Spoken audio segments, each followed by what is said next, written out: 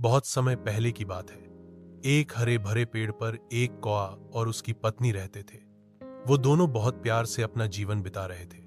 यह कौवा रोज उड़कर खाना लाता और दोनों साथ में चहचहाते। कुछ समय बाद उनकी खुशी और बढ़ गई।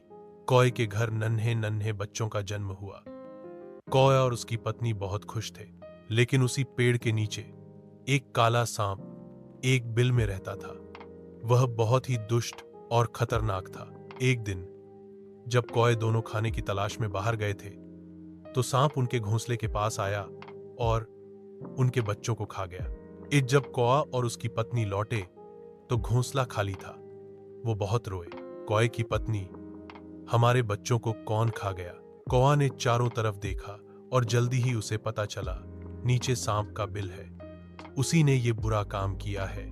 अगले साल फिर से बच्चे हुए और फिर वही हुआ, सांप ने उन्हें भी खा लिया। अब कौआ और उसकी पत्नी बहुत दुखी हो गए।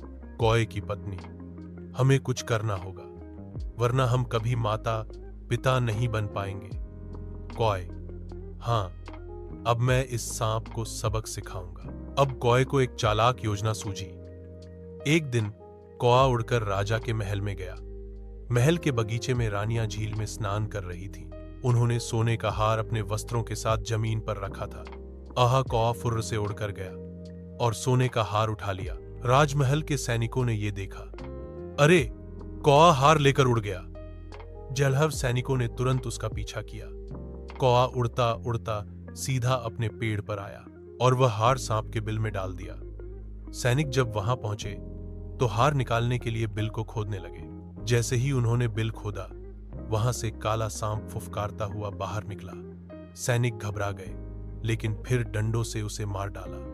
जब रात गए, सांप खत्म हो गया। अब कौआ और उसकी पत्नी बहुत खुश थे। अब उनका घर सुरक्षित था और उन्होंने फिर से प्यार से अपने बच्चों को पाला। कहानी से सीख, मॉरल ऑफ द स्टोरी, बुद्धि और चतुराई से बड़ी कोई ताकत नहीं। बुराई का अंत निश्चित है। इस मुसीबत में डरने की बजाय समझदारी से काम लो। अगली बार फिर मिलेंगे एक नई, मजेदार और ज्ञान भरी कहानी के साथ।